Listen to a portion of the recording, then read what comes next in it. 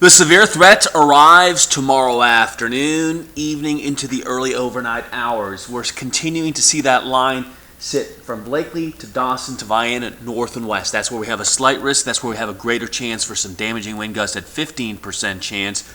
Elsewhere, south and east to Valdosta to Douglas, it's a marginal risk, and it'll be a little bit later from 6 p.m. to 2 a.m., earlier 4 to 8 p.m.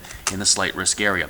Let's talk about our forecast today. We're starting off seasonably cold in the upper 30s with mostly clear skies, but we'll see partly cloudy skies taking over and temperatures that will get into the 40s by 8 o'clock, into the 50s by 10 o'clock, and into the 70s. Yes, look at this, lower 70s, southerly winds coming up to about 10 miles per hour. Your evening planner, mostly cloudy and mild, kind of hanging out in the 60s. We'll just slip into the upper 50s. Lots of clouds tonight. It'll be a chance of a light sprinkle or shower, not as cold, 58. All right, let's talk about that risk again. 5 to 15%, 15% northwest, 5% elsewhere. For damaging wind gusts. And the good news here is that the tornado threat is pretty low and the hail threat is almost non-existent whatsoever. So that's some good news. High pressure kicking out.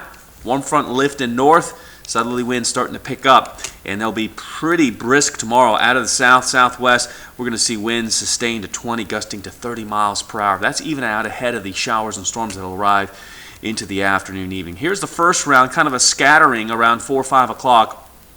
The main line here, the emphasis is here as well. And you can see those thunderstorms that develop early on may come through the Flint River from Vienna, Albany to Bainbridge, kind of right along that line also where the slight and marginal risk lie. There are the thunderstorms, the main band coming in around, looks like 8, 9 o'clock across Flint River, Highway 319, 10 to 11, and then just past midnight here as we go I-75 eastward, and then we'll quickly dry out and we'll cool down considerably. It'll be colder and breezy, and there is some wraparound moisture. There's a real cold pocket of air in the upper levels of the atmosphere. That'll keep the clouds going, especially for the northwestern communities, and that'll make it feel even colder with temperatures, again, struggling to get out of the 40s most of the afternoon on Friday, setting the stage for some freezes this weekend.